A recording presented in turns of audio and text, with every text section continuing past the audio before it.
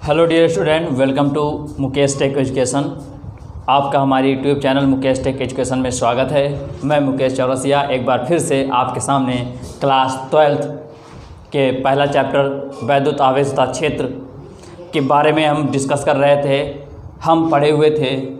आज हम पढ़ेंगे क्या? गॉस की प्रमेय अथवा गॉस का नियम।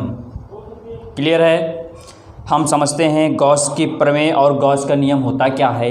ये बहुत ज़्यादा इम्पॉर्टेंट क्वेश्चन है जो पेपर में बहुत ज़्यादा पूछा जाता है। लगातार हर सत्र में आया हुआ क्वेश्चन है ये। तो देखिए, समझते हैं क्या है ये गॉस की प्रमेय अथवा गॉस का नियम।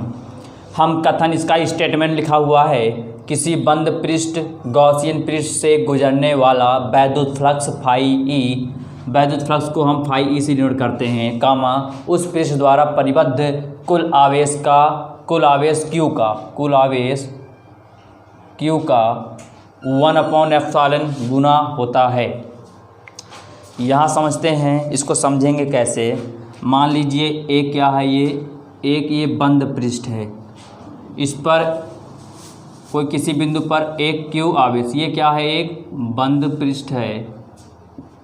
इस पर क्या है, ये Q एक आवेश दिया गया है इस बिंदु पर, और कह रहा है इस पृष्ठ से गुजरने वाला वैद्युत फ्लक्स उस पृष्ठ द्वारा परिबद्ध कुल आवेश Q का 1/ε गुना होता है।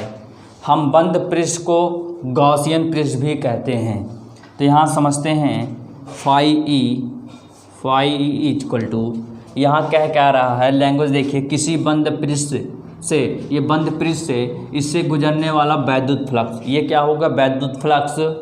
कह रहा उस पृष्ठ द्वारा परिबद्ध कुल आवेश क्या है, Q। इस पर कुल आवेश कितना लग रहा है, Q का 1/1, इसको कहते हैं अपॉन है, ये डिवाइड 1/ε0। ठीक है, इसको हम इस तरह भी लिख सकते हैं, इस तरह। क्लियर है? इसका गुना होता है। तो आप लोग समझे, एक बंद पृष्ठ से, जिसको गॉसियन पृष्ठ भी कहते हैं, इस एक बिंदु पर Q आवेश, इस पर पूरा Q आवेश लग रहा है, तो इससे गुजरने वाला जो वैद्युत फ्लक्स होगा फाई ई, वो क्या होगा, कुल आवेश, ये क्या है, कुल आवेश Q है। Q का क्या होगा, 1/ε0 या ε0 भी इसको बोलते हैं, ε0 का गुना होता है। क्लियर है? तो इसको लिख सकते हैं phi E equal to Q/ε0। यहाँ से ये चीज़ निकला। ठीक है, समझिए। तो यहाँ से आप परिभाषा बना सकते हैं, वैद्युत फ्लक्स से गुजरने वाला उस पृष्ठ पर लगने वाले कुल आवेश का 1/ε गुना होता है। अच्छा, जैसे मान लीजिए आगे हम समझते हैं, ये कोई पृष्ठ है, यहाँ पर एक Q लग गया, एक Q यहाँ लग गया, एक Q यहाँ लग गया, यहाँ 1, यहाँ 2, यहाँ 3, एक Q यहाँ लग गया, या मतलब इस पर बहुत सारे आवेश लगेंगे। मान लीजिए एक बंद पृष्ठ से इस पर बहुत सारे आवेश लग रहे हैं, तो हम कैसे समझेंगे? हम समझेंगे क्या, फाई ई इक्वल टू, क्या करेंगे, Q1 + Q2 + Q3 कहाँ तक, प्लस Qn, ये हो गया, किसका गुना होगा, 1/ε गुना। क्योंकि क्या कह रहा है, वैद्युत फ्लक्स उस पृष्ठ द्वारा परिबद्ध कुल आवेश का 1/ε गुना होता है। ठीक है, कुल आवेश की बात कर रहा है। तो कुल आवेश मतलब इनका पूरा जोड़। इस पूरे पृष्ठ पर अगर हम बात करें, इस पूरे पृष्ठ पर क्या लग रहा है, कुल ओवरऑल क्या लग रहा है, आवेश लग रहा है। क्लियर है? तो यहाँ समझें क्या, इस पर क्या लग रहा है, कुल आवेश लग रहा है। जब इस पर कुल आवेश लगेगा, किसका होगा, 1/ε0। इसी को हम क्या लिखते हैं, इसी को लिखते हैं क्या, हम समेशन, क्या लिखते हैं, समेशन Q क्या लिख देंगे, अपॉन/ε0। ये हो जाएगा फाई ई। क्लियर है? समझ में आया? क्योंकि परिभाषा क्या कह रहा है कि उस पृष्ठ द्वारा परिबद्ध कुल आवेश को सभी को ले लेंगे, क्योंकि इस पर लग रहा है, ये बंद पृष्ठ पर, ये हो गया। क्लियर है? यहाँ से हम समझे? कोई डाउट, कोई समस्या? चलिए अब ध्यान दीजिएगा, इसको हम क्या सकते हैं, इसको लिख सकते हैं फाई ई। इसको क्या लिख सकते हैं, फाई ई। ध्यान दीजिएगा, यहाँ से कल आप फाई ई ध्यान थे, फाई को हम लिख क्या सकते हैं, हम लिख सकते हैं फाई को, सरफेस इंटीग्रेशन था, ये सरफेस एरिया था, इंटीग्रेशन को इस तरह भी सिंपल हम दर्शा सकते हैं। ठीक है, इसमें घबराने की आवश्यकता नहीं है। ई फिर यहाँ से डी हो गया।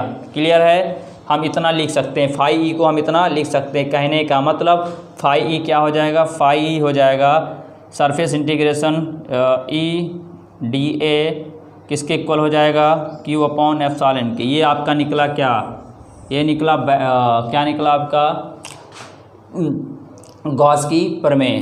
क्लियर है, समझ में आया, ये चीज़ समझिए। यहाँ से ये क्या हो गया, किसी बंद पृष्ठ गॉसियन पृष्ठ से गुजरने वाला वैद्युत फ्लक्स, ये बंद पृष्ठ से जो गुजरने वाला वैद्युत फ्लक्स होगा वो क्या होगा, इस पर लगने वाले आवेश का 1/एप्सिलॉन गुना हो जाएगा। ठीक है, और हमने क्या किया, अगर एक बंद पृष्ठ पर बहुत सारे आवेश लगेंगे, इनका जोड़ लेंगे, इनको जोड़ेंगे तब भी क्या होगा, 1/एप्सिलॉन का गुना होगा। तो इसको लिख सकते हैं समेसन, किसका निशान है, सिग्मा, जिसको बोलते हैं समेसन मतलब सभी का योग। ठीक है, अब ध्यान दीजिएगा, ये फाई ई होता क्या है, इतना होता है। ठीक है, तो इसका इतना लिख दिया, बराबर क्या हो गया, इतना हो गया। कोई डाउट, समझ में आया।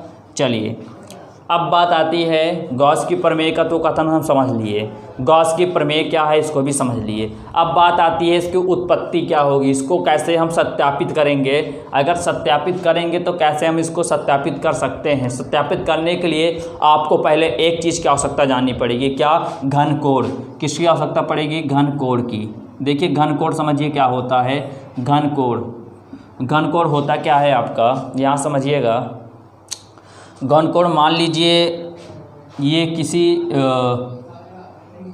किसी गोले का एक क्षेत्रफल है, छोटा सा क्षेत्रफल है। ध्यान दीजिएगा, गोले का क्या है, एक छोटा सा क्षेत्रफल है, और उसी गोले के केंद्र पर इन दोनों को आपस में मिला दिया जाए। ध्यान दीजिएगा, इन दोनों को आपस में मिला दें। ये क्या है, एक छोटा सा गोले का क्षेत्रफल है, और इसी गोले के जो केंद्र दिख रहा है उस पर दिखाएं, दोनों को आपस में मिला देंगे, और ये जो कोण अंतरित करेगा थीटा, उसी क्या बोलते हैं हम, घन कोण बोलते हैं। क्लियर है, उसी को क्या बोलते हैं, घन कोण बोलते हैं। अच्छा, अगर इसी घन कोण को हम अल्प ले लें, मतलब इसकी थोड़ी सी लंबाई ले लें, अल्प मतलब इसको अलग अलग कर दें, अलग अलग कहने मतलब इसकी थोड़ा सा अल्प ले लें, तो अल्प ले लें, क्या हो जाएगा, यहाँ से अगर करेंगे तो ये हो जाएगा यहाँ से, और ये बनेगा यहाँ से, बन जाएगा थीटा बन जाएगा। ये आपको क्या दिख रहा होगा, ये आपको डी ए दिख रहा है, डी ए मतलब क्षेत्रफल हो गया। यहाँ से एन कैप क्या है, वेक्टर सदिश हो गया। क्लियर है, तो क्या जाने घन कोण क्या होता है, किसी गोले का क्षेत्रफल और गोले के केंद्र पर ही बना कोण क्या कहलाता है, घन कोण कहलाता है। क्लियर है, जब अल्प क्षेत्रफल लेंगे तो क्या होगा, जब हम अल्प क्षेत्रफल लेंगे तो डी क्या लग जाएगा, ओमेगा, क्योंकि घन कोण को किससे दर्शाते हैं, ओमेगा से। घन कोण को किससे दर्शाते हैं, ओमेगा, इसको पढ़ते हैं ओमेगा से दर्शाते हैं। जब अल्प लेंगे, अल्प क्षेत्रफल की बात आएगी, जब छोटे से अल्प क्षेत्रफल की बात आएगी, किसकी बात आएगी, अल्प क्षेत्रफल की बात आएगी, तो क्या लेंगे, डी ओमेगा। कल आपको बताए थे डी क्या होगा, जब अल्प की बात करेंगे डी हो जाएगी, ये क्या है, ओमेगा है। ठीक है, तो डी ओमेगा हो जाए, क्या हो जाएगा यहाँ से, D A cos theta upon R square हो जाएगा। अगर ये अल्प क्षेत्र ना लें, डायरेक्ट पूरा ले लें, अल्प क्षेत्र ना लें, तो यहाँ से हो जाएगा omega equal to A upon R square. Clear है, चलिए अब आगे समझते हैं इसकी उपपत्ति। चलिए डियर स्टूडेंट, समझते हैं इसकी उपपत्ति क्या होगी। ध्यान दीजिएगा, अभी लैंग्वेज नहीं देखिएगा। चलिए समझते हैं इसकी उत्पत्ति क्या होगी। मान लीजिए ये क्या है आपका, एक बंद पृष्ठ है, इस पर एक बिंदु O स्थित है, और इस बिंदु O पर एक परिमाण है प्लस क्यू का एक परिमाण है, और इस बंद पृष्ठ पर एक बिंदु P है, और P के चारों ओर एक छोटा सा अल्प सा क्या है, चारों तरफ अल्प का एक डीए एक क्षेत्रफल की परिकल्पना करते हैं। ठीक है, ध्यान दीजिएगा, यहाँ से अब इस क्षेत्रफल से इस बिंदु को मिला देंगे। क्लियर है, अब यहाँ पर मिलाने के बाद ये क्या किया, एक बंद पृष्ठ है जिस पर एक बिंदु स्थित था, उस बिंदु पर एक प्लस क्यू आवेश का परिमाण है, और इस पृष्ठ पर बिंदु P के चारों तरफ एक अल्पांश क्षेत्रफल dA का निर्माण किया गया, और ये क्या बना आपका, घन कोण। ये क्या हो गया, घन कोण बना यहाँ से, और यहाँ से जब अल्प क्षेत्रफल लेंगे ये क्या हो जाएगा, यहाँ से बनेगा ई क्या है, वैद्युत क्षेत्र है, और यहाँ से क्या निर्माण कर देगा, थीटा कोण का निर्माण करेगा। ये क्या है आपका डी ए है, ये एक एकांक सदिश है एन कैप। क्लियर है। तो वही चीज़ लिखा गया है कि माना गॉसियन पृष्ठ के अंदर, ये गॉसियन पृष्ठ है, बंद पृष्ठ है, इसके अंदर ओ पर क्यू परिणाम का कोई धन आवेश रखा है, क्यू परिणाम का कोई धन आवेश रखा है। बिंदु ओ से पी तक की दूरी, ये बीच में पी है, ध्यान दीजिएगा, ये पी है, यहाँ से यहाँ तक की दूरी स्मॉल आर है, ठीक है। दूरी पर स्थित बिंदु ये पी है, पी के चारों ओर अल्पांश क्षेत्रफल डीए की क्या करते हैं, परिकल्पना करते हैं। हमें संपूर्ण गॉसियन पृष्ठ से बद्ध वैद्युत फ्लक्स की निर्धारण करना है, ठीक है। हमें संपूर्ण कितना इसमें वैद्युत फ्लक्स लग रहा है इसका निर्धारण करना है। तो इसके लिए करेंगे क्या, पहले हम क्या करेंगे, पहले प्लस क्यू के कारण जो आवेश लग रहा है बिंदु पी पर उसकी तीव्रता निकालेंगे, उसके बाद फिर अल्पांश की बात करेंगे, फिर डीए की बात करेंगे, और चलिए देखते हैं हम कैसे इसको लगाते हैं, ठीक है। तो लिखते हैं प्लस क्यू के कारण, ध्यान दीजिएगा, प्लस क्यू आवेश के कारण बिंदु पी पर, प्लस क्यू आवेश के कारण बिंदु पी पर वैद्युत क्षेत्र की तीव्रता, वैद्युत क्षेत्र की तीव्रता क्या होती है, ई बराबर होता है 1/4πε0 Q/r²। That equation number first. इसको हम इक्वेशन फर्स्ट मान लेते हैं, ठीक है, क्योंकि हम जानते हैं ई क्या होता है 1/4πε0 Q/r²। अब क्या है, अब अल्पांश डीए, अब अल्पांश डीए द्वारा बिंदु ओ पर निकालेंगे इसका क्षेत्रफल। तो लिखते हैं अब अल्पांश डीए द्वारा बिंदु ओ पर अंतरित घन कोण, इस डीए द्वारा जो बिंदु ओ पर कितना घन कोण अंतरित कर रहा है इसको हम देखते हैं। तो क्या लिखेंगे, अल्पांश की बात कर रहा है तो डी का यूज कर दिए, घन कोण है तो किसका यूज हो रहा है, ओमेगा का, डी ओमेगा। अभी आपको एक फार्मूला बताए थे घन कोण का, D A cos theta upon r², equation number second. Clear है। अब तो ये तो डी ए ओ वगैरह हो गया। अब किसकी बात करेंगे, अब बात करेंगे जो अल्पांश डी ए है इस पर वैद्युत फ्लक्स कितना लग रहा है। वैद्युत फ्लक्स भी तो देखेंगे हमने देखा क्या, प्लस के कारण इस पे पर वैद्युत क्षेत्र की तीव्रता कितनी हुई, फिर इस डीए कारण बिंदु ओ पर कितना क्या लग रहा है, कितना घन कोण इसका बन रहा है। फिर अब देखेंगे इस बिंदु पर क्या कितना वैद्युत फ्लक्स लग रहा है। तो देखेंगे अब अल्पांश, क्योंकि ये जो छोटा सा भाग है इस पर भी तो वैद्युत क्षेत्र की तीव्रता लगेगी और वैद्युत फ्लक्स लगेगा, तो वैद्युत फ्लक्स लगेगा तो उसको भी हमको लेकर चलना पड़ेगा। तो अब अल्पांश डीए से बद्ध अल्प वैद्युत फ्लक्स, चलिए डी फाई ई होता है, डी क्यों लगा है, क्योंकि किसकी बात कर रहा है, अल्प की बात कर रहा है। तो होता क्या है, E D A cos theta, equation number 3। Clear है। अब ध्यान दीजिएगा यहाँ से, अब यहाँ से क्या हो गया, सब कुछ यहाँ से निकल गया। कहने का मतलब बिंदु P पर वैद्युत क्षेत्र की तीव्रता निकाल लिए, फिर हमने देखा इस DA से क्या निर्माण करा, घन कोण भी हमने देख लिया। फिर क्या बात की, जो पृष्ठ दिख रहा है इस पृष्ठ पर कितना वैद्युत फ्लक्स लग रहा है इसको भी देख लिया। मतलब अंदर की सब चीज़ें हो गई। अब बच क्या रहा है, मतलब ये जो अल्पांश की अल्प वाला सब काम हो गया। अब क्या देखेंगे, संपूर्ण का देख लेंगे। किसका देखेंगे, संपूर्ण का देखेंगे। चलिए संपूर्ण का देख लिया जाए तो लिखेंगे अतः संपूर्ण गॉसियन पृष्ठ से बद्ध कुल वैद्युत फ्लक्स क्या होता है, फाई ई होता है। संपूर्ण के लिए क्या बताया गया है, आप इस तरह भी इसको लिख सकते हैं, ठीक है। यहाँ पर ए होता है सरफेस इंटीग्रल होता है, सरफेस एरिया इंटीग्रल मतलब इंटीग्रेशन। यहाँ से क्या होता है डी फाई ई, क्लियर है, डी फाई ई। अब ध्यान दीजिएगा डी फाई ई की वैल्यू आपको पता है, लिख दीजिए, क्या लिखेंगे, फाई ई इक्वल टू, यहाँ से इसकी वैल्यू रख दीजिए, क्या लिखा है ये, यही तो है ना, क्लियर है ना, E D A cos theta.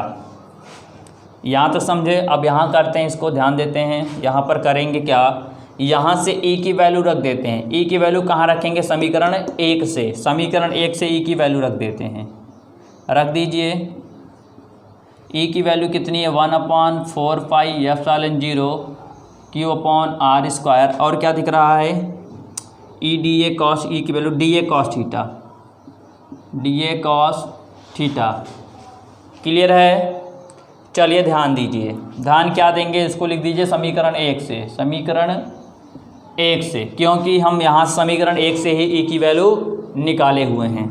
चलिए यहाँ करते हैं। अब इसका करेंगे तो क्या होगा, यहाँ से अगर हम देखेंगे तो क्या होगा, यहाँ से ये सब बाहर आ जाएगा, अंदर बचेगा क्या, डी ए कॉस थीटा, कितना बचेगा, डी ए कॉस थीटा हमारा बचेगा, क्लियर है।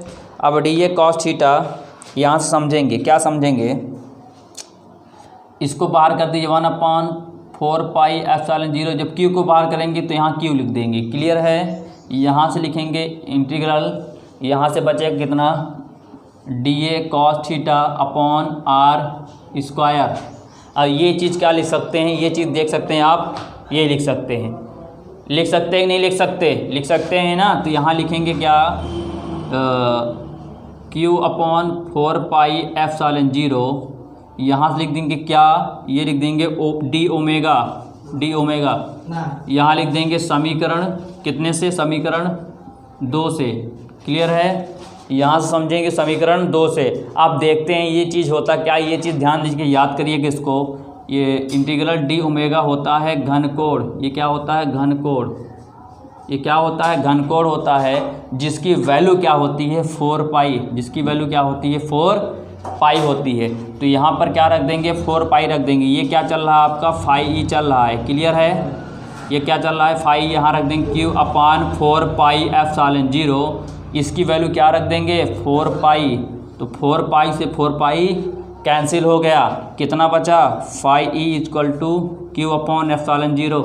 इसी को हमको लाना था, देख लीजिए प्रूफ हो गया ना। अभी हम आपको समझाए थे गॉस प्रमेय होता क्या है कि वैद्युत फ्लक्स से गुजरने वाला कुल बद्ध आवेश जो होगा वो 1/एप्सिलॉन का गुना होगा। तो आप यहाँ से देख सकते हैं, ठीक है। तो इसको आप जितना प्रैक्टिस करेंगे उतना आएगा।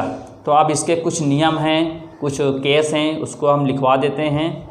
चलिए ध्यान दीजिए, केस क्या होते हैं कि इसका जो मान होता है, ध्यान दीजिएगा, लिख लीजिएगा, ठीक है।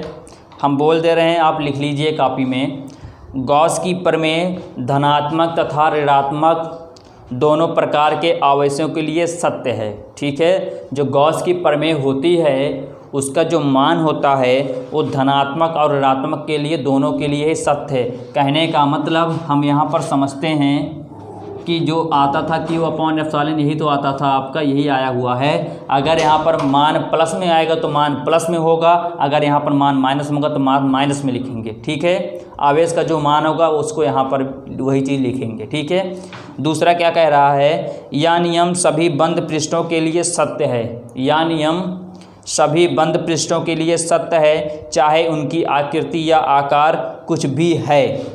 कहने का मतलब कि ये जो नियम है ये बंद पृष्ठ के लिए सत्य, चाहे इस तरह आकृति बने आपकी, चाहे इस तरह आकृति बने, या चाहे ये आपका घन बन जाए, चाहे क्या बन जाए आपका, ये मान लीजिए आपका घन है, ये क्या है, बंद आकृति हैं, ये क्या है आपकी बंद आकृति हैं। ध्यान दीजिएगा, ये क्या है आपकी बंद आकृति हैं। तो इन आकृतियों से कोई मतलब नहीं है।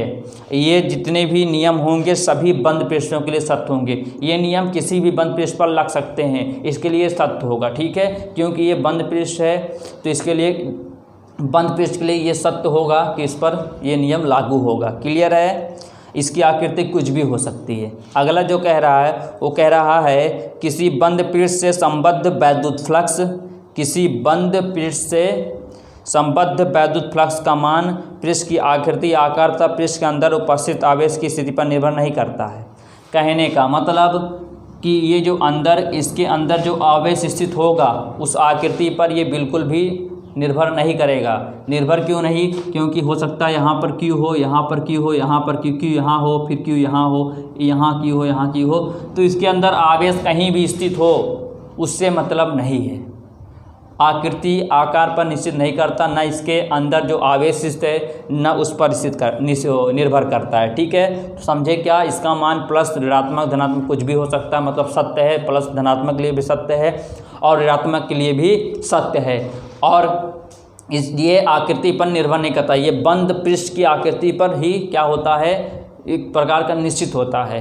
ये किसी भी बंद आकृति के लिए सत्य होगा। ठीक है, अगला क्या सीखा है? इस जो आकृति के अंदर जो आवेश होता है इसका आकार ये उस पर निर्भर नहीं करता। अंदर कुछ भी हो, ये क्यों यहाँ पर हो सकता है, यहाँ की यहाँ की यहाँ भी कुछ भी हो सकता है।